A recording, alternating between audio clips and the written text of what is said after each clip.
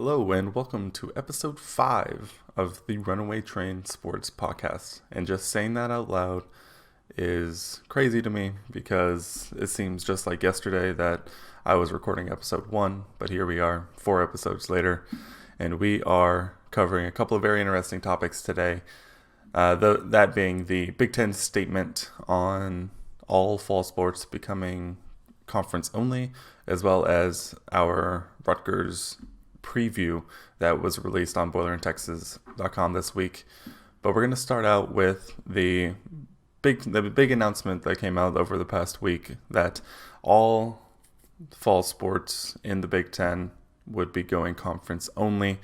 And this is a very interesting thing that came out this week. And I think it's kind of one of those things that everyone was just waiting on, and no one was truly surprised that something was going to happen. It was just more of no one quite knew for sure what was going to happen. So the fact that it came out this week, I think, is a perfect time. It gives schools some time to adjust, and it's going to give a lot of work to the schedule makers for the conference in terms of football or every other sport for that matter. Keeping it centered around football because that's kind of what we've been doing in terms of our fall previews on the website. They haven't announced anything about adding extra games. The Big Ten plays a 9-game conference slate, and so there's been talks about adding a potential 10th game, but that has yet to be confirmed nor denied at this point. So we'll have to keep an eye out for the result of that as time goes on. Unfortunately, or fortunately, depending on how you look at it, I know over the course of the week since the announcement has come out that there's been varying reactions from the social media Purdue fans about whether or not this is actually a good thing for Purdue. In terms of the games we're losing, we obviously lose the home games against Memphis and Air Force. And we lose the game we covered last week in last week's episode, Purdue's trip up to Boston College. So, Purdue, the Boston College game may get rescheduled as that was part of a home and home. The problem with potentially trying to reschedule that, or any of these games for that matter, is that college football is this weird entity that, schedules are set, 10 years down the line. And so it'll be interesting to see if they try and find open dates for these games to be filled in, or if something gets worked out to where all the schools, just agree that this year is a wash and just kind of wipe their hands of these contracts and they move on. I know that a lot of smaller schools are going to really be struggling, and so It'll be interesting to see if these games get rescheduled or if the larger institutions just make the payments or make some form of payment to the smaller school and move on. And I say to the smaller school, I guess I should say to the visiting school, as I know Purdue was set to pay Memphis and Air Force, just under $1 million, maybe $100,000 to $150,000 under $1 million, and Purdue was actually going to receive, I think it was around about $250,000 for traveling to Boston College as a part of their return game of the 2018 home and home. So I think watching that will be interesting in terms of college football at large. And it'll be interesting to see for Purdue specifically if they can get, that Memphis game or the Air Force game. I think would be more fun to get back on the schedule going forward. As we mentioned in our preview, Purdue's never played Air Force, and so I think that game would be fun to reschedule. Try and get Air Force, the Falcons, back into Ross-Ade or to Ross-Ade at all in the future. And so, if there was one game out of those 3 that I would like to be rescheduled for the future, I think it would be Air Force. But jumping back to the Big Ten statement as a whole, as I mentioned, I think this was pretty expected for the most part, and I don't think anyone was too surprised, as I mentioned. There's a couple of interesting things in the actual statement itself, in that while the Big Ten did say that if sports were able to be played, it would be conference only, which obviously is the big deal. But there was also a very interesting word choice happening in there, and very particular and very purposeful word choice in that. Yeah, I'll read. I'm on the Big10.org's official website on their statement, and it says, to that end, the Big Ten Conference announced today that if the conference is able to participate in fall sports, which includes men's and women's cross country, field hockey, football, men's and women's soccer. Obviously, Purdue doesn't have a men's team, so it wouldn't affect that, and women's volleyball. It will move to a conference-only schedule in those sports. Now, there's a very interesting word choice, and I gave a very poignant, very poignant emphasis on it. But that if the conference is able to participate in fall sports, so this statement is not saying we're doing fall sports, but we're only going to do a conference slate. They're saying that at this point, they're still not sure if they're going to be able to do a fall sports season as of now. And so it is now more important than ever to take this, virus seriously. Wear a mask if you go outside. Social distance yourself if you do have to go outside. In a perfect world, no one has to go outside, and you're able to take care of your business at home. Obviously, that isn't always the case. But if you do have to go outside and interact with others, take it seriously. Whether or not that you believe in what's going on, or however you feel about the politicization of the virus, if you want fall sports to happen, you need to wear a mask. You need to take the same precautions that we did the first time around to help flatten the curve. But now that it has gone up again, the longer that we put this off, the more likely it is that we will lose football for at least in the fall. And I think I can speak for everyone when I would say I would rather have Purdue football this year than not. And so please take the proper precautions, do what you have to do to help ensure that we get to see Rondale Moore and David Bell on the football field at the same time. Because if we lose this season, guess what? We're not going to get that ever, because Rondale will be gone. And so if you ever want to see those two on the field at the same time, wear a mask, social distance yourself, take it seriously, and help ensure that Purdue football gets on the field this fall.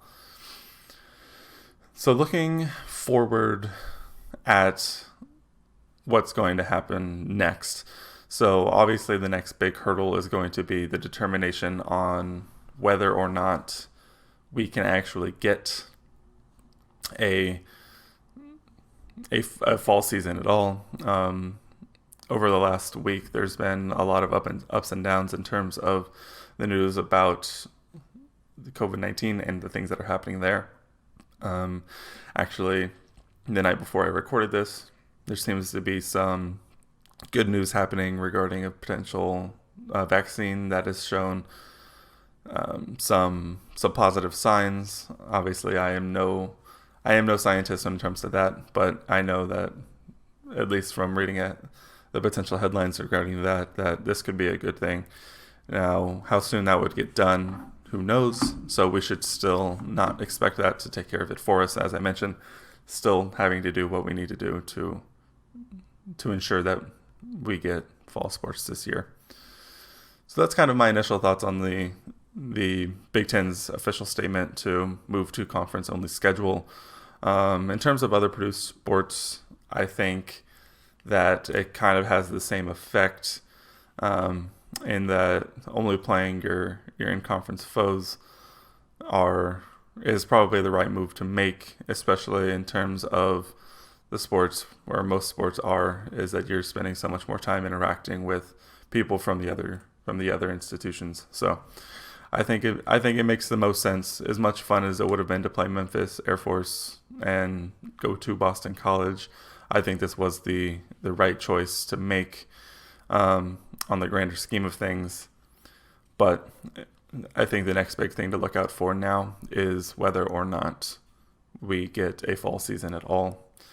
And so that'll be interesting to keep an eye out going forward. We're going to take a quick break, but once we come back, we're going to move over into, assuming that we will have a fall schedule, and we'll be taking a look at Purdue's first home conference game against the Rutgers Scarlet Knights. We'll be back in a second. Welcome back to the next segment of the Runaway Train Sports Podcast. We are now we're back into Purdue's football season preview series and taking a look at now Purdue's home Big Ten Conference opponent, the Rutgers Scarlet Knights.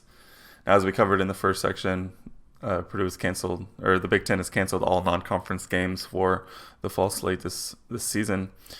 But luckily for us, we had just finished covering all of the non-conference opponents, putting in all that hard work for apparently not, or at least not yet. So we are now moving forward to taking a look at the Rutgers Scarlet Knights and their new head man, or old new head man, Greg Schiano. This will be Rutgers' first trip to West Lafayette when they come and visit Purdue this season to open the home conference slate. And I think it will be a very interesting game to watch, as with most Purdue games have been in the past. And it'll be interesting to see in Greg Schiano's first year what kind of product he's able to put on the field in Piscataway. This will actually just be Purdue and Rutgers' second meeting ever. The first matchup obviously came back in 2017 in Jeff Brom's first season. We're not going to go into that game because that game was very frustrating to watch as a Purdue fan. And I'm sure everyone could agree with me, as Purdue lost in an ugly, ugly game, 14-12. And it really was a worst case scenario in terms of game for that game, as Purdue struggled to score any kind of points in any form or fashion. And it really shows that how much of a fluke that game was, when since then, and I mentioned this in the article, that Rutgers has gone 1-22 in conference play. That is 1 win to 22 losses in conference play. And it frustrating. Let's just leave it at that. We'll leave it at frustrating. So taking a look at the Rutgers 2020 and football schedule, obviously their non-conference games were canceled as well, so they lose their games against Monmouth, Syracuse, and Temple. So now it seems that they will open the season by going to the Horseshoe and playing Ohio State on the road. I think I can speak for not only Purdue fans, but every Big Ten fan of saying good luck and try and survive and come out alive in that first week when they travel to face the Buckeyes. They then follow that up with a home game against Illinois, or a presumptuous home game. I'm going to reference these games as they're originally scheduled, either home or away, or their dates. Who knows what's going to happen with the non-conference change, if they're going to move games around or if they'll leave their original dates. But for now, I'm going to reference their original scheduled dates and order, just to keep it easy, at least until the Big Ten comes out and says otherwise. But as I mentioned, their first home game will then be Illinois before then the following week, which will now be week 3, they travel to Purdue, and then followed up the rest with the rest of their Big Ten East schedule with crossovers against Nebraska after. So they probably got a fairly reasonable crossover slate with Illinois, Purdue, and Nebraska, getting 2 of those at home with Illinois and Nebraska, and then traveling to West Lafayette, obviously, to take on Purdue. So it's a solid schedule. I mean, playing in the Big Ten East is always going to be a challenge, and for a team like Rutgers, it's always going to feel like a bloodbath. And so I don't feel like this year will be any different. We're not going to go too much into their last season, as they finished 2-10 and 0-9 in the Big Ten East. And actually, an interesting stat that I found, that if they do lose their first opening games to Ohio State and Illinois, they would visit Purdue on an active 23-game conference losing streak, dating back almost all the way to their win against Purdue, to where they lost, which again just makes that game that much more frustrating. But let's go ahead and jump over to take a closer look at what Rutgers is going to be putting on the field, or presuming that Rutgers is going to be putting on the field this season, take a look at the offense.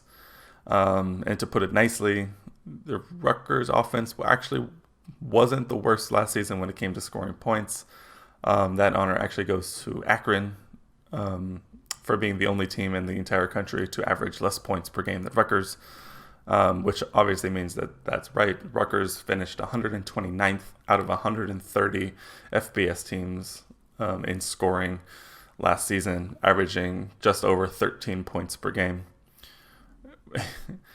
And actually, they in the conference slated as a whole, and I mentioned this in my article as well, that they only scored a total of 51 points across their 9 conference games, which I think, if I remember correctly, off the top of my head, it breaks a record held by an old Northwestern team, which I think scored high 70s, low 90s, or low 80s amount of points or something like that.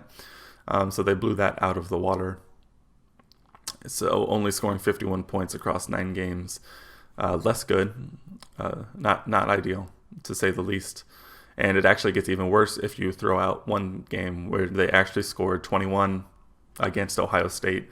So they actually only scored 30 points across 8 games. So there's that.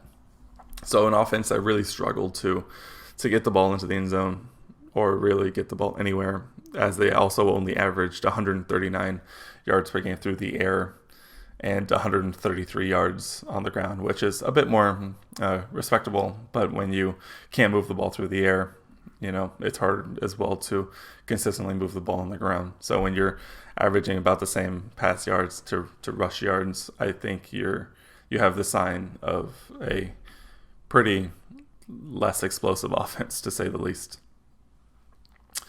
So breaking it down a little further, the quarterback spot, I think, is going to be a bit up for grabs, as it kind of has been over the last couple of seasons for the Scarlet Knights. As it's been a tough position, because I think it's just a personnel thing at this point, in that they just haven't had a guy under center who can get it done for them. And it could be the pieces make the whole kind of situation, as it could also be on the offensive line, or it could be on the receivers. We just don't know. But they haven't gotten the guy back there that can just get it done. It looks like there'll be another competition for the starting spot, as they do return Artur Sitkowski, who played most of last season. But as I mentioned, he struggled slightly, as he failed. He struggled to reach 1,500 passing yards, which isn't horrible. But again, it's not great when you're talking about playing in the Big Ten East. And I apologize, I misread my own notes. He has struggled to reach 1,500 passing yards the last 2 seasons combined. So misreading your own notes kind of makes it sound a little worse when you actually have to correct yourself and say, he averaged about 750 yards a season, which is putrid compared to 1,500. 1,500 is, semi-respectable, but 750 yards a season is not great. It looks like another guy that would be fighting for the starting spot is Johnny Langen, who actually led the team in passing last season with 840 yards and 4 touchdowns, and actually finished with just under 400 yards rushing as well. So it'll be interesting to see that matchup, as well as lastly, with the coaching change, tends to come a lot of transfers, both in and out. And so they actually get a QB transfer in the form of Noah Vedral. And if that name sounds familiar, it's because it should be, as he comes from Nebraska and decides to join Schiano in Piscataway for his grad transfer. And I think he has 1 season remaining. I think it was a true grad transfer of come in and play right away. So it'll be interesting to see who comes out on top for that. I would not be surprised to see Vedral come out on top with his experience in Nebraska, kind of playing the part.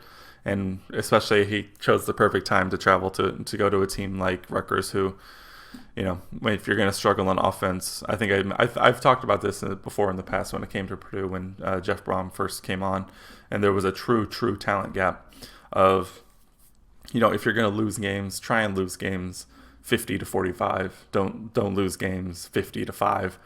And so getting a guy in there who can just sling the ball, even if you don't find a lot of success, I think it can really help. So I think whoever has the poise to stand in the pocket behind an iffy offensive line will probably win the job there. Moving on, they returned Isaiah Pacheco, a running back who was actually one of the bright spots for the Rutgers offense last season. He finished with about 730 yards on the ground and 7 touchdowns. Unfortunately for Rutgers, he was one of the few bright spots. As we mentioned, their passing game was not great, so leaning on the run was probably the best thing for the team. He will be running behind a once again rebuilding offensive line that actually gave up 26 sacks last season, and so maybe it's just a run blocking offensive line, but unfortunately they also do lose, I think, 2 or 3 guys to graduation from last year, so it'll be a true rebuild again. But at least Pacheco will be back to try and salvage some form of success on the offensive side. And then looking at the receiving core, they do return some experience, good or bad. I feel like I say it every week, but for good or bad, they do return a lot at receiver. Some guys to keep an eye out for: Bo Melton, Isaiah Washington, a couple of guys that are probably going to look to have some more productive season. Melton finished last season with 30 receptions for 430 yards and 2 touchdowns, and Isaiah Washington finished 2019 with 18 receptions for about 275 and a touchdown. So not a lot of production returning, but at least there'll be some experience returning in the receiving core. So as an offense as a whole, they need to find more success, which is obviously easier said than done. But an offense that was only averaging 270 yards of total offense, you're not going to find a lot of success, and they could really struggle again this year. Oh man, I keep going back in my head of imagining this Rutgers team having to play in the Big Ten East as they do, and just it could get ugly again this year, and it very easily could be a very ugly season on both sides of the ball. By keeping it focused on the offense, I think the biggest thing to watch out for is obviously going to be the quarterback position, which could be easier said for any team. The addition of Noah Vedral does add an interesting wrinkle. I think he'll probably have a leg up in the competition and coming out of camp.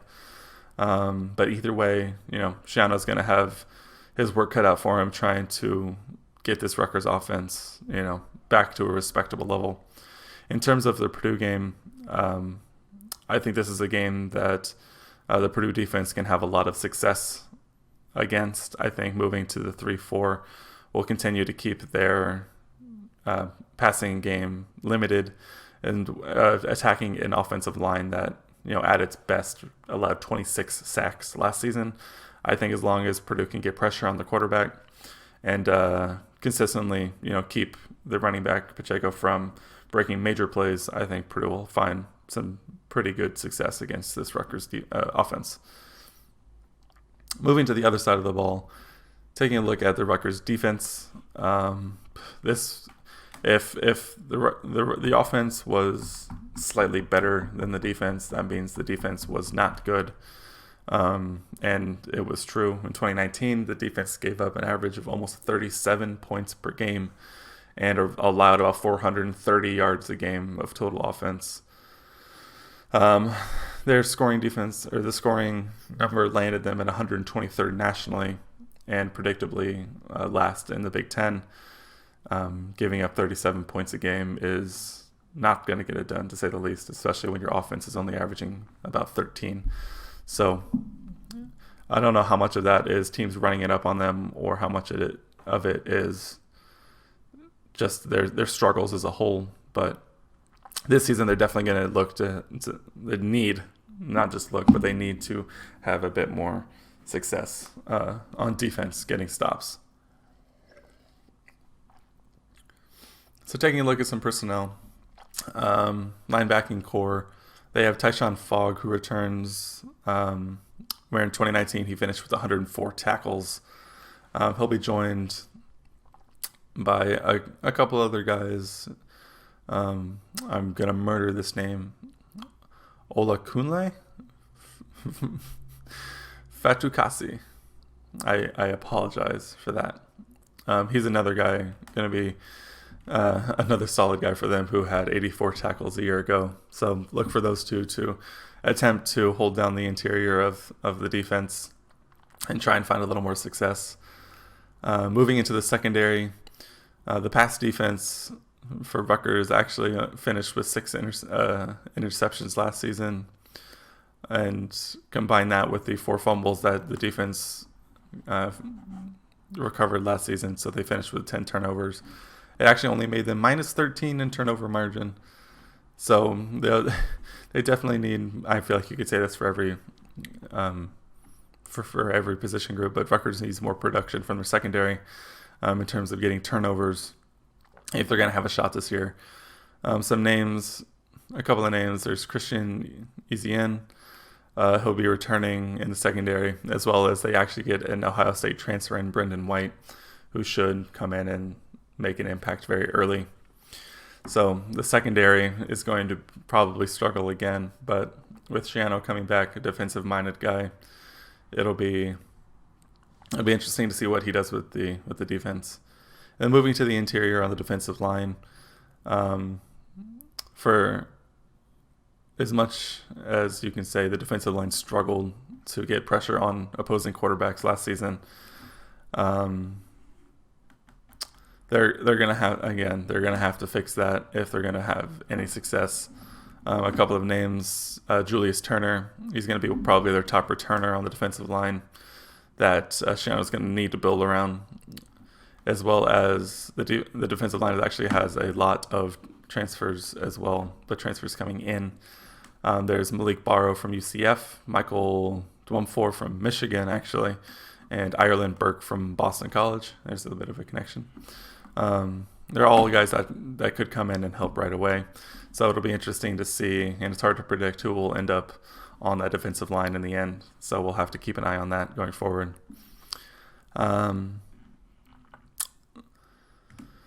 Looking at the Rutgers defense just from a numbers perspective, it's easier to say that the defense was so much worse than the offense. But I think when it really comes down to it, they were just both very average to very below average units. So I think the defensive side looks worse because of the points per game number. But that being said, I mean, this defense still has a long way to go to pull itself out of the basement of not only just the Big Ten, but the college football as a whole. And they're going to have their work cut out for them. Looking at the Purdue game individually, they're definitely going to have their work cut out for them in the secondary, as they'll get to hopefully chase Rondell Moore and David Bell around, as well as everyone else. I know the tight end spot has been it's one of those things where this is a true mismatch for Purdue when Purdue has the ball. You're forcing their secondary to make a choice on who they want to guard. The 1,500-yard receiving year Rondell Moore, 1,000-yard receiver David Bell. A tight end position that Purdue is routinely taking advantage of. Milton Wright, who has another year under his belt. T.J. Sheffield, who's coming off of a redshirt season. There's Jackson Anthrop, which is always a solid piece. There's Ahmad Anderson Jr., who is coming off of a really solid season. There's Malik Carr, who is has an idea of coming in and contributing right away. You could go on and on down the list, and you have to force this Rutgers defense to make a choice on who they want to guard, and I just don't think they have the personnel to do it well. And so, this defense has a long way to go in the Purdue game individually. Purdue definitely has the advantage when it comes to personnel. Moving on quickly to Rutgers special teams. They do return their punter, Adam Forsack, who was a fantastic punter in the Big Ten. After averaging almost 44 yards per kick last season, he